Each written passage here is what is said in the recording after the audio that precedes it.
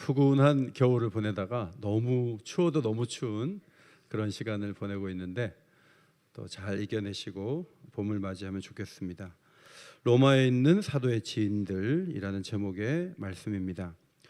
로마서는 교리를 잘 보여주는 그런 편지로 알려져 있죠.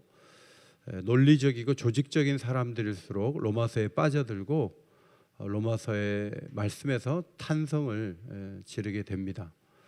그러나 이 뒷부분 14장 교회가 연합해야 된다. 하나님 나라의 본질은 의와 평강과 희락이다. 이런 말씀을 주고 15장에 사도께서 꿈은 로마로 가고 서바나로 가는 것이지만 자신이 예루살렘으로 가게 된다. 그런데 로마에 가고 싶다. 그리고 파송을 받고 싶다.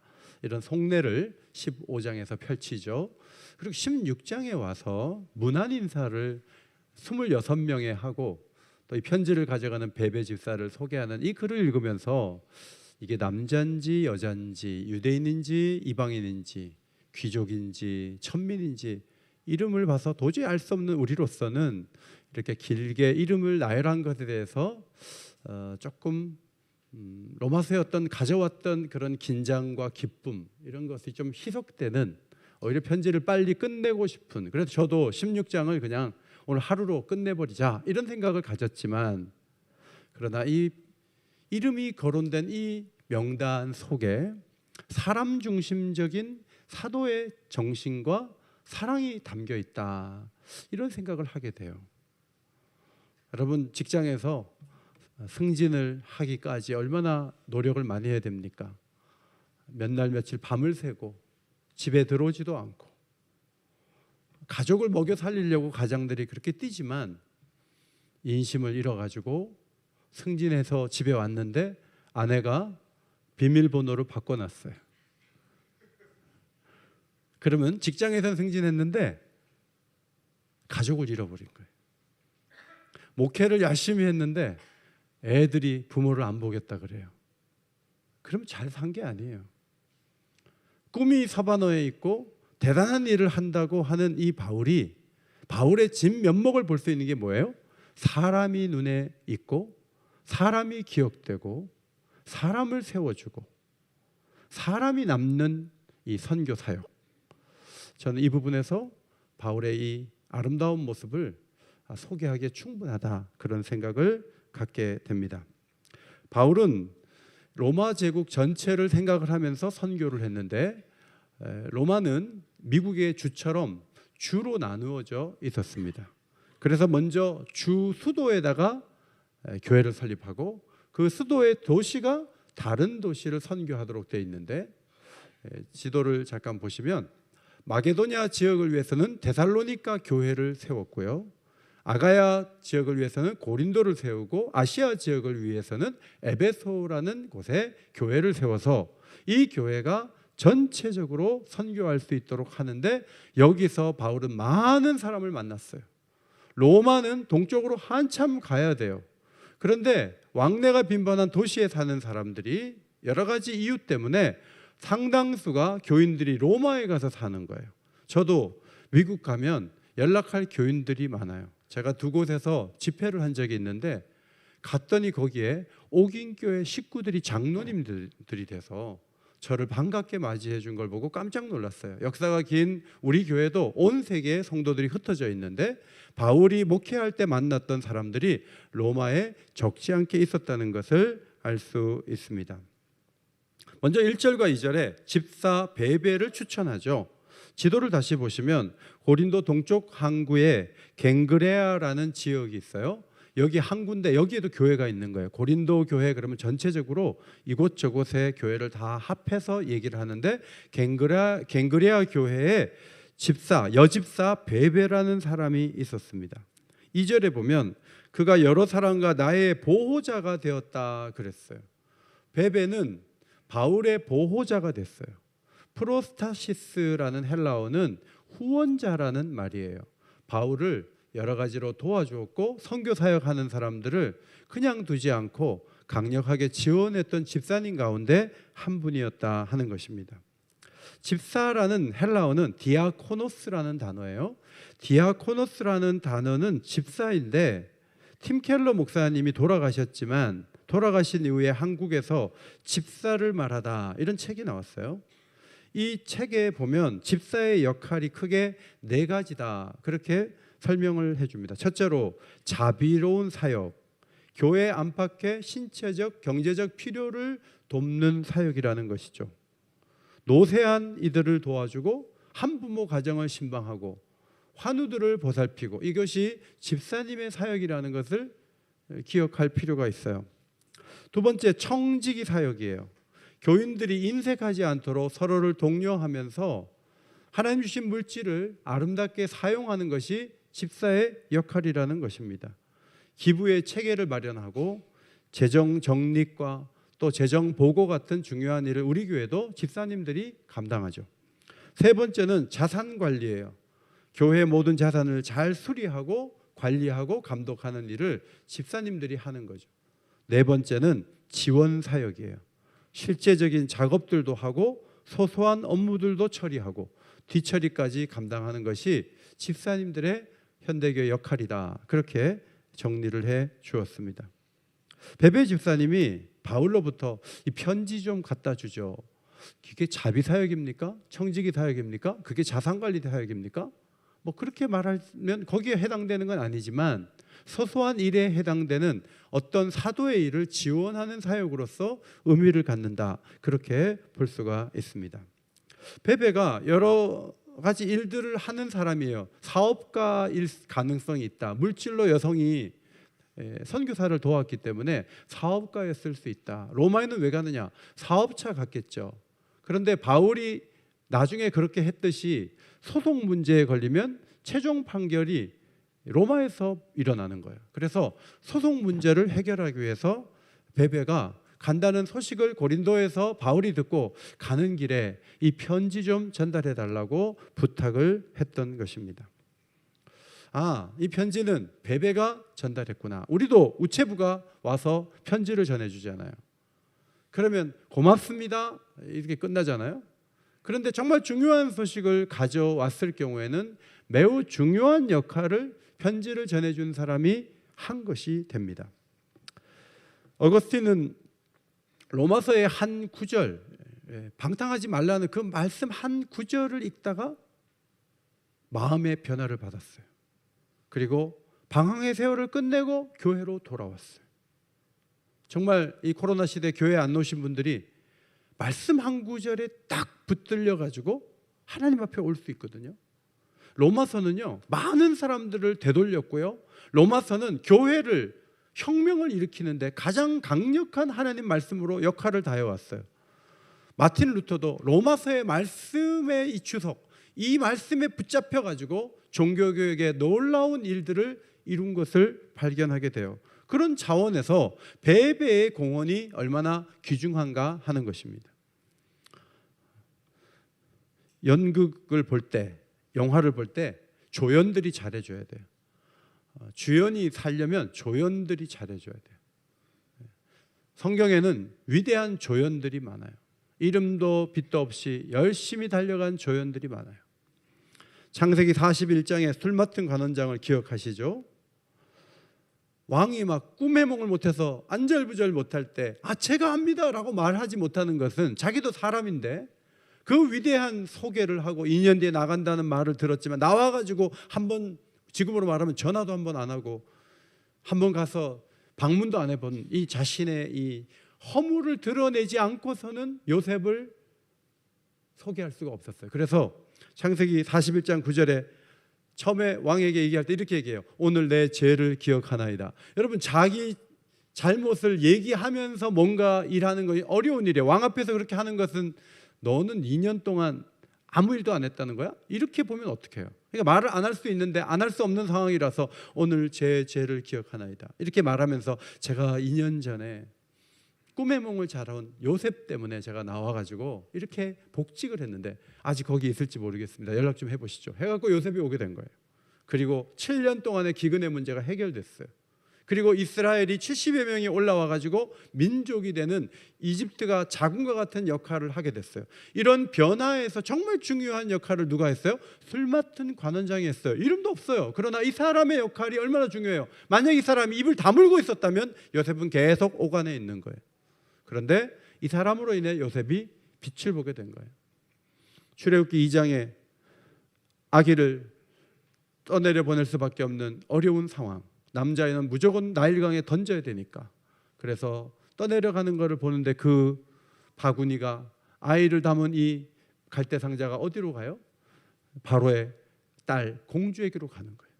그런데 그 아이가 이 아이를 안고 이 아이를 젖을 누가 먹이냐 하는데 딱 한 여자아이가 나타나서 히브리 유모를 안다 이러면서 소개를 해주는 거예요. 그래서 월급 받고 자기 아이에게 젖을 먹이는 그런 놀라운 일을 통해서 모세가 신앙적으로 자라게 되는데 그 누이 되는 사람이 그 상황에서 그 일을 안 했다면 어떻게 모세의 엄마가 모세를 안을 수가 있겠어요?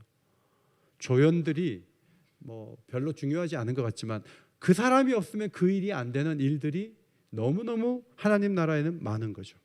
2절에 너희는 주 안에서 성도들의 합당한 예절로 그를 영접하고 무엇이든지 그에게 소용되는 바를 도와주라.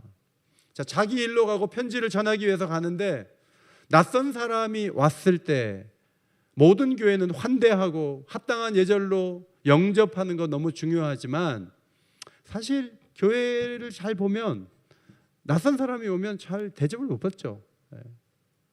지금 우리 원로 장로님 한 분이 머리에 허여신 그 한 분을 지금 우리 초대 주일부터 지금까지 모시고 나와요. 그러니까 우리 원로 장로님은 잘 아시죠. 근데 그 머리가 허여신 어르신이 교회에 왔을 때 누가 옆에 가가지고 어르신 매주 오시네요. 반갑습니다. 사시는 데는 어디예요? 저는 어디 사는 아무개인데요.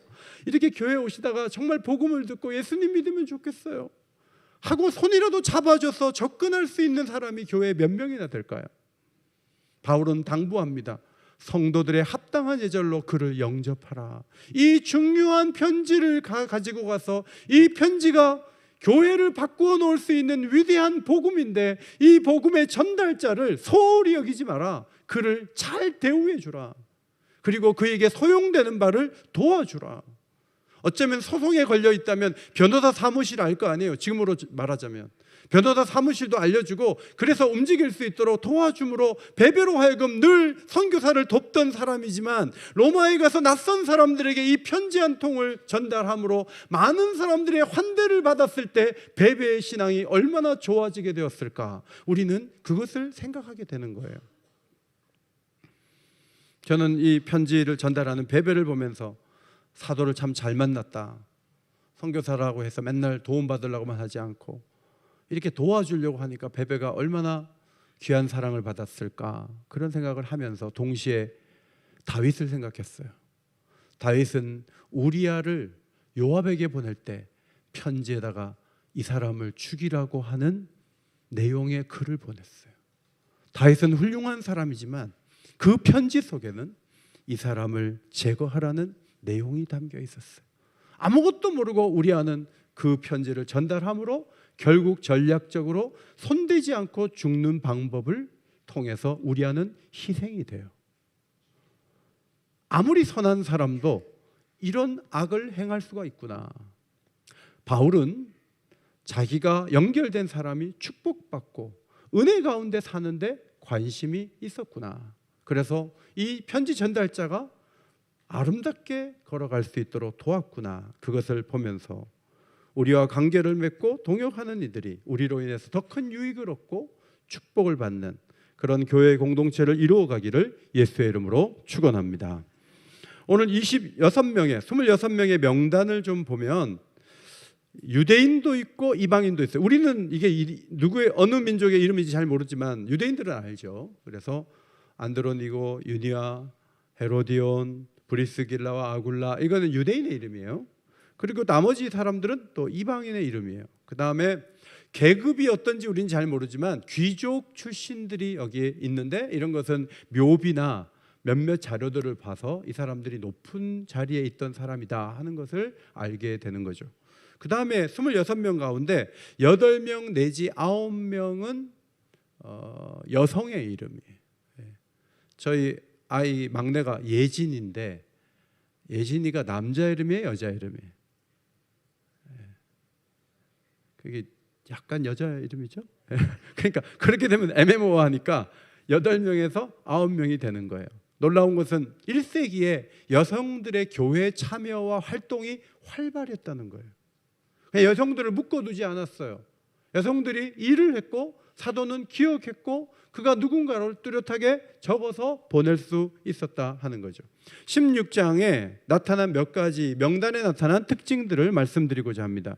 첫째로 부부의 명단이 발견돼요. 브리스가와 아굴라 부인이 앞에 나왔어요. 이분이 더 적극적이었던 것 같아요. 브리스가 이게 좀 단축해서 얘기한 거고 보통 브리스길라라고도 표현합니다. 브리스가와 아굴라, 안드로니고와 유니아, 빌롤로와 율리아, 이 사람도 다 부부의 이름을 보여줍니다. 여러분, 바울이 사람의 이름을 기억할 때 부부로 이렇게 세트로 기억을 하고 로마서에 그것을 남겼다는 거죠. 자, 외국인이나 우리가 어릴 때 짝을 가지고 외우면 더 잘 외워지는 단어들이 있어요. 실과 바늘, 실과 바늘, 하늘과 땅. 자, 교회를 다니다 보면 은혜와 평안, 은혜와 평강, 이게 한 세트로 외워지는 단어들이에요. 모래와, 그러니까 저는 모래와 시멘트 그랬더니 어떤 분은 모래와 자갈 그러더라고요. 그렇게 외우기도 한 세트가 되는 단어들이 있어요. 바울은 로마에 있지만 자기가 알던 부부의 이름을 다 연결해서 이렇게 적은 것을 보게 됩니다. 사도의 머릿속에 기억이 되어서 편지에 남겼는데 정말 2000년 후에 우리가 이 사람들의 이름을 말하고 있다는 것, 이것은 대단한 영예가 아닐 수가 없습니다. 이번에 특별 새벽기도 지난주간에 제가 당회가 쭉 연결되어 있는 것으로 알고 제가 새벽기도를 이제 순서를 안 맡았는데 뒤에 앉아서 제가 매일 이름을 적었어요. 그런데 한 100여 명 오실 때 한 2분은 잘 모르겠더라고요, 이름을. 그래서 다시 교적을 찾아보고 했는데 새벽기도에 오시는데 부부가 나오는 분들이 계세요. 남편도 아내도 전부 신앙생활 잘하는 분인데 부인이 아마 나올 때 이렇게 말하는 것 같아요. 여보, 기도는 나 혼자 할게. 당신은 피곤하니까 잠 자. 내가 대신 다 해줄게. 그리고 나오는 것 같아요. 그런데 어느 날 남편이 나오는 거예요. 둘이 같이 나오니까 얼마나 보기가 좋은지 몰라요. 오늘 이 자리에도 성가대 때문에 떨어져 있는 건 어쩔 수 없지만 성가대를 안 하니까, 그러나 이제 같이 한 집에서 분명히 나오는데 부인은 저쪽, 남편은 저쪽에 앉는 분들은 약간 의심이 가요. 이분들에게 문제가 좀 있는 게 아닌가. 여러분, 목회자가 부부를 좋은 분, 귀한 분으로 연결해서 기억하는 그런 축복이 있게 되기를 주의 이름으로 축원합니다. 남편이 안 믿어요? 그러면 기도하면 또 하나님이 언젠가 인도해 주시겠죠. 중요한 것은 우리 자녀들이 부부가 함께 하나님을 섬기는 가치를 깨달아서 신앙이 있는 사람을 찾아가지고 움직이고, 혹시 신앙이 없는 사람을 만난다 할지라도 언젠가 우리 부부가 함께 하나님 나라의 영광을 위해서 달려가야지 하면서 부단히 노력하는 자리에 이르고, 그래서 부부의 이 힘들이 강한 교회가 옥인교회가 되기를 주의 이름으로 축원합니다. 내일 새벽에 오시는 분들 남편 깨워가지고 부인을 깨워가지고 오세요. 그래서 같이 나와요. 3절과 4절에 브리스가와 아굴라는 흑해 남쪽 해안의 본도 출신이고, 브리스가와 아굴라는 주 49년 글라우디오 황제 때 추방령이 내려서 로마에서 쫓겨나서 어디로 갔냐면 고린도로 갔는데, 고린도에 바울이 와 있었어요. 천막을 깃는 일이 같은 업종에 종사하니까 같이 동업을 하게 되면서 하나님 말씀을 계속 배우면서 성경 실력이 좋아가지고 아볼로가 교역자인데 교역자의 성경에 대한 잘못된 걸 고쳐줄 정도로 실력 있는 말씀의 사람이 되었습니다. 이들은 에베소로 이동하는 바울을 따라가서 힘을 다해 도왔는데 에베소에서 핍박이 있었기 때문에 목이라도 내줄 정도로 생명을 다해 사도를 도운 인물로 그렇게 거론이 되고 있습니다. 그런데 주후 54년 글라우디오 황제가 죽은 후에 두 사람은 다시 자신들이 살던 로마로 돌아갔고 바울은 고린도에서 이 편지를 쓰면서 브리스가 아굴라에게 첫 번째로 인사말을 건네는 것을 보게 됩니다. 이들은 열정적이고 복음적인 사람이었고 이방인의 모든 교회도 너희에게 문안하느니라 교회 전체적으로 알만한 헌신의 길을 이어갔던 아름다운 사람이었다는 것을 바라볼 수가 있습니다. 우리도 언젠가 세상을 떠나겠죠. 이사를 갈 수도 있고 여기에 계속 머물지는 않아요. 언젠가 우리가 떠납니다. 떠나는데 저는 여러분 모두가 부부로 좋은 분으로 기억되기를 바라요. 혼자만 늘 혼자였어 이게 아니고 부부로 기억되는 것, 그것이 너무너무 중요하죠. 7절 안드로니고와 유니아 이 사람들은 사도들에게 존중이 여겨졌다. 사도들의 주목을 받은 인물이에요. 이 사람들은 바울보다 먼저 예수를 믿은 사람들이니까 바울이 전도한 사람들은 아니에요. 이들이 누구일까? 신학자들은 이들이 고린도전서 15장 6절이 말하는 그리스도께서 일시에 보여주신 500여 형제 가운데 지금까지 살아있는 사람들 중에 해당되는 두 사람이 아닌가 그렇게 해석을 합니다. 15절 빌로로그와 율리아 이들도 신실한 부부로 거론이 되고 있습니다. 두 번째로 이 명단의 특징 가운데 하나는 가정교회가 등장한다는 거죠. 자, 5절을 보겠습니다. 5절 또 저의 집에 있는 교회에도 문안하라. 브리스가와 아굴라의 집이 교회라는 거예요. 로마 교회는 여러 가정교회 집합체였다. 브리스가 아굴라는 교회로 모일 수 있도록 집을 개방했다 하는 거예요. 여러분 지금 현대교회는 여러 가지 도움을 받아요. 제가 얼마 전에 말씀드린 것처럼 구청장님이 점등식 할 때 나와가지고 같이 예배하고 구원들 다 오고 할 정도로 이 복음 친화적인 환경이에요 사실은. 그런데 이때는 사람도 적고 핍박받는 시대예요. 그런데 우리보다 훨씬 크게 부흥했어요. 강력한 생명력을 지니고 있었어요. 교회 학자들은 1세기 교회가 왜 그렇게 강력했는가를 연구해 보니까 비결이 어디 있냐면 집에 교회가 있었다는 거예요. 한꺼번에 모일 때 모이지만 가정마다 모여가지고 그것이 교회가 되고 우리로 말하면 사랑방이 잘 가동되는 교회였다 하는 거예요. 한국 교회는 구역 예배를 드려요. 우리도 비슷할 거예요. 구역 예배 참여하는 한국 교회 전체 비율 16%, 84%는 소그룹에 안 들어가요. 제가 시니어들 모임 가졌을 때 소그룹으로 모이는 시간을 교회에서 이렇게 주잖아요. 수요일날 모여가지고 소그룹이 활발하게 돼야 되는데 길게 하지 않으세요. 우리 시니어들은 특별히 남자분들은 끝나자마자 바로 엘리베이터 타세요. 그래서 안 한다고 제가 속상했는데 어디 가서 하냐면 5층에 가가지고 밥을 먹으면서 얘기를 하는 거예요. 이런 얘기 저런 얘기 하는 거예요. 어떤 분은 밥을 다 먹은 다음에도 긴 대화를 나누고 몇몇 분들은 내려와가지고 3층에서 기도회를 한두 시간 또 하는 거예요. 이 소그룹이 교회 생활에 우리가 교회 생활을 잘할 수 있는 굉장히 중요한 비결이라는 걸 기억해야 돼요.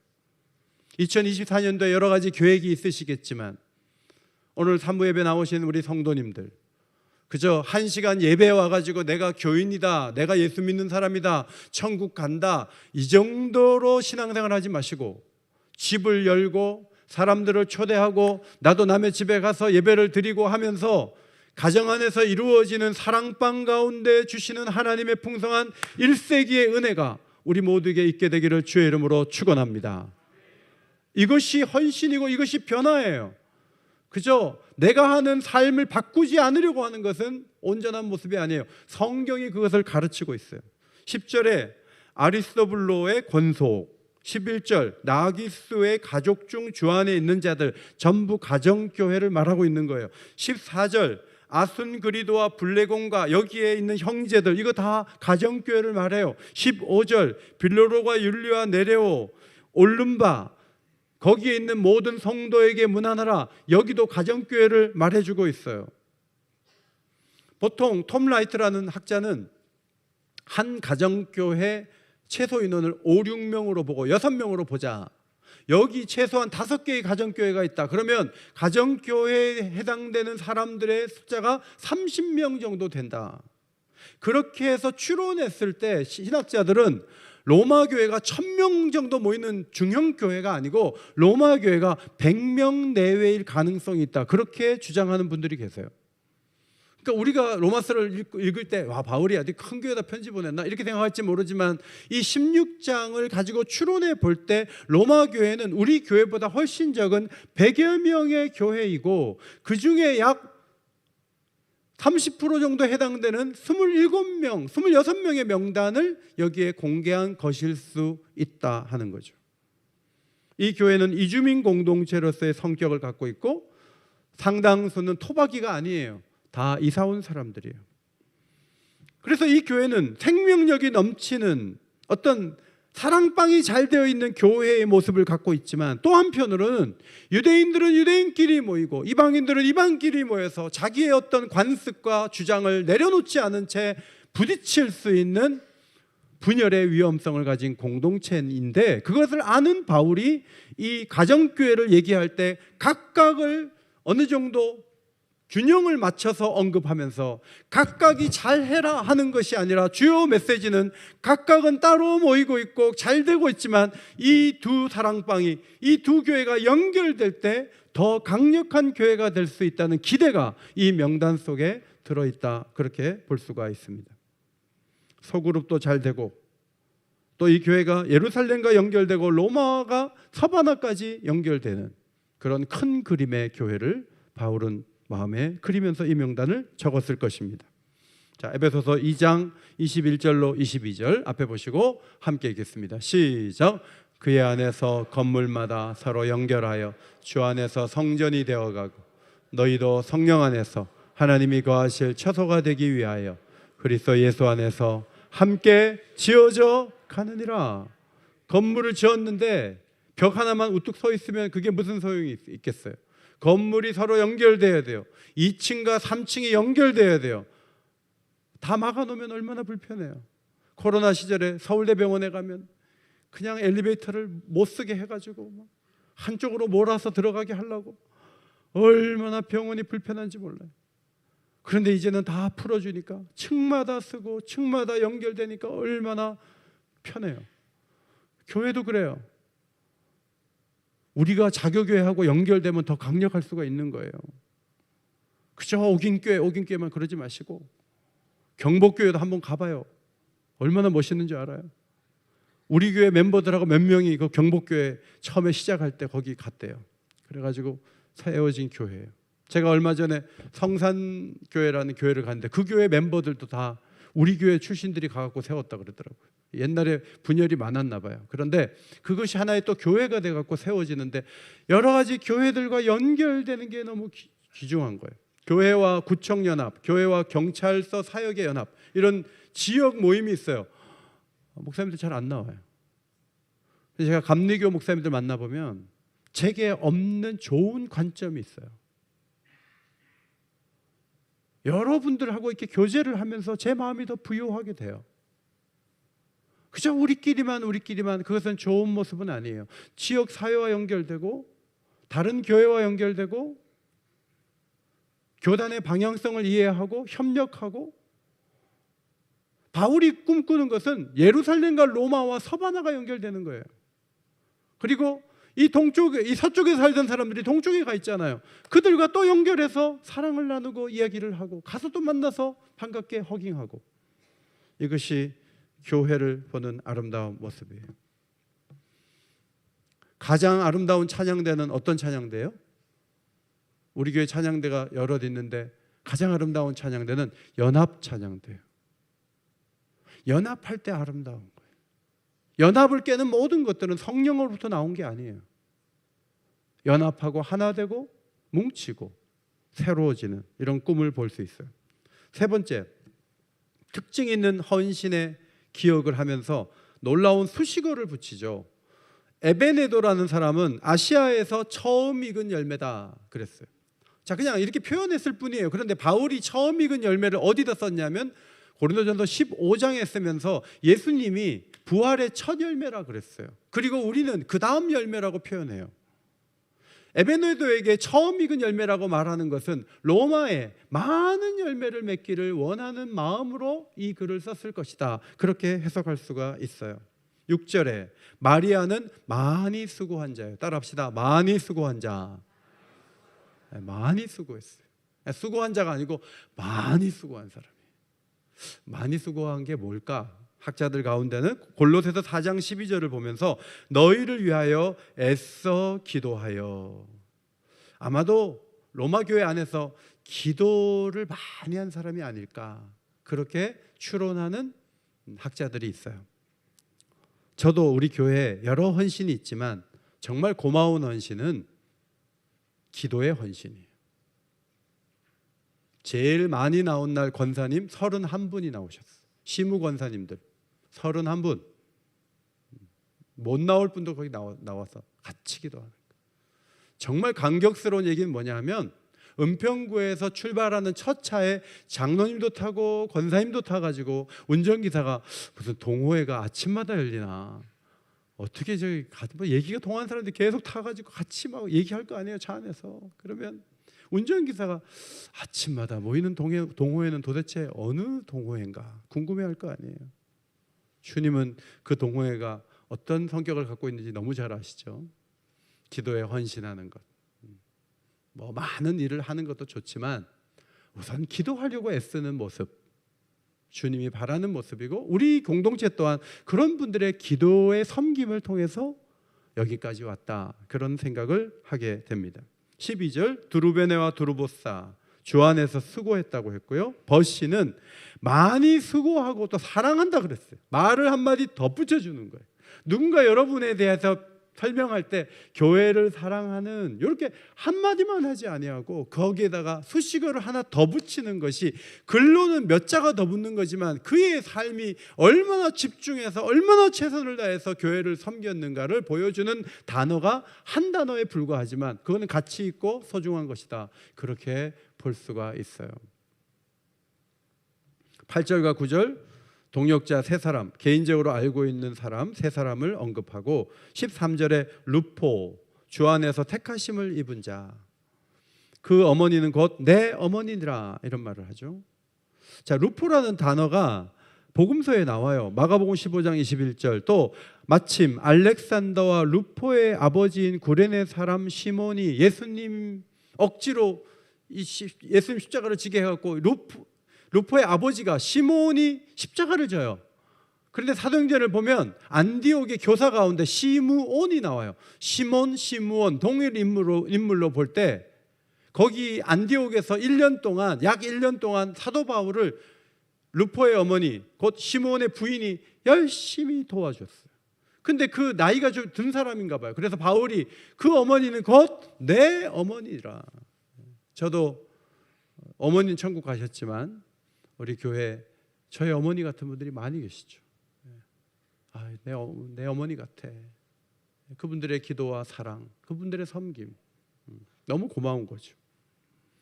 억지로 십자가를 졌지만 가족 모두가 주 안에서 헌신자가 된 축복, 이것은 진정한 하나님의 큰 선물이라고 생각을 합니다. 저는 여러분이 저를 한마디로 말하면 어떤 목사라고 할 때 앞에다가 수식어가 뭐가 붙을까 궁금하기도 하고, 한편으로는 저 또한 이번 주간에 여러분 이름을 다 적어놓고 이번 주 과제는 여러분 앞에 수식어를 다 붙일 거예요. 그러나 공개는 하지 않겠어요. 그때 여러분 이름 앞에, 저는 특별 새벽기도 때 붙이니까 어쩔 수가 없어요. 어떤 분은 한 번도 나오지 않은, 이렇게 붙이면 되겠어요? 협력하다가 떠나버린, 이렇게 붙이면 되겠어요? 그건 좋지 않은 거예요. 사랑이 많은, 수고를 많이 한, 처음 익은 열매인, 이런 표현 너무 좋잖아요. 저도 그렇게 붙이기를 원해요. 그래서 제가 한번 몇 가지 적어봤어요. 마음을 다하여 섬긴, 기도 사역에 힘을 다하는, 남 모르는 헌신자로 달려온, 뭐 이런 글들을 앞에 붙이고 싶어요.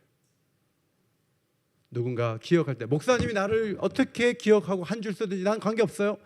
그렇게 보는 것은 성경적인 생각이 아니에요. 성경은 목회자가 좋은 사람으로 기억하는 것이 주님의 평가하고 크게 다르지 않다는 걸 계속 말씀해요. 하나님 나라 영광을 위해서 달려가면서 서로가 서로를 기억할 때 사랑이 많은, 수고하는, 따뜻한, 그것으로, 그런 표현으로 기억하는 그런 축복이 우리의 관계 속에 넘치고, 그리고 더 건강하고 아름다운 교회를 2024년도에 만들어갈 수 있는 축복이 우리 모두에게 있게 되기를 예수의 이름으로 축원합니다. 예, 이제 박이한 어린이 어디 있나요? 박이한 어린이 영아 첫 예배 환영하겠습니다.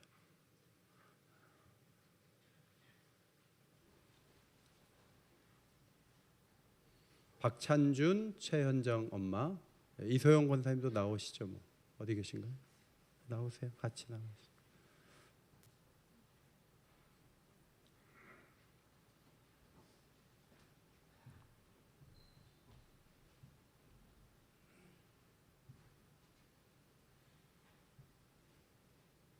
네, 천천히 와요. 네.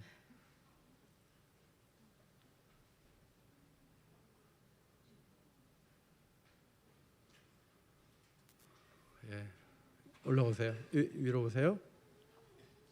이서, 그다음에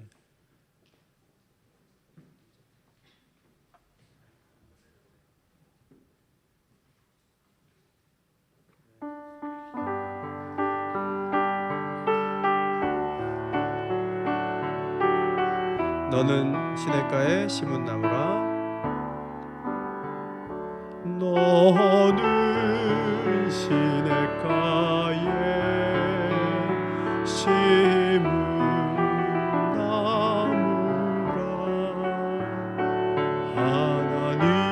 하나님의 사랑 안에 믿음 뿌리 내리고 주의 뜻대로 주의 뜻대로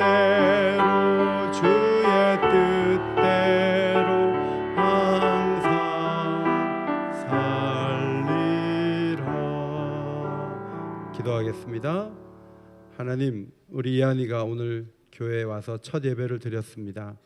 평생에 하나님을 사랑하는 사람으로 달려가게 하시고, 이서와 우리 박찬준 성도님 가정이 하나님의 큰 은혜 가운데 거할 수 있도록 역사하여 주시옵소서. 베베처럼 요긴한 일을 감당케 하여 주시고 하나님 나라 영광 위에 달려갈 수 있도록 이서와 이한이에게 충만한 은혜를 더입혀 주옵소서. 교회 생활을 통해 건강하게 자라게 하시고 그 내면이 성경적인 세계관을 가지고 하나님 나라 위에 열심을 다하는 복된 길을 걸어갈 수 있도록 은혜의 오른손으로 붙잡아 주옵소서. 이 아이에게 진리의 말씀 성경을 읽어주며 이 아이와 함께 기도하고 이 아이를 위해 기도할 때 하나님께서 응답해 주심으로 큰 기쁨이 우리 이소영 권사님에게도 양가에 넘치도록 주께서 은총 더하여 주옵소서. 예수님께 하신 이름으로 기도하옵나이다. 아멘. 큰 소리의 박수로 축복해 주십시오.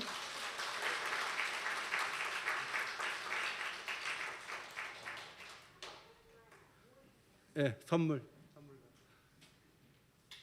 다시 한번 박수하겠습니다. 네.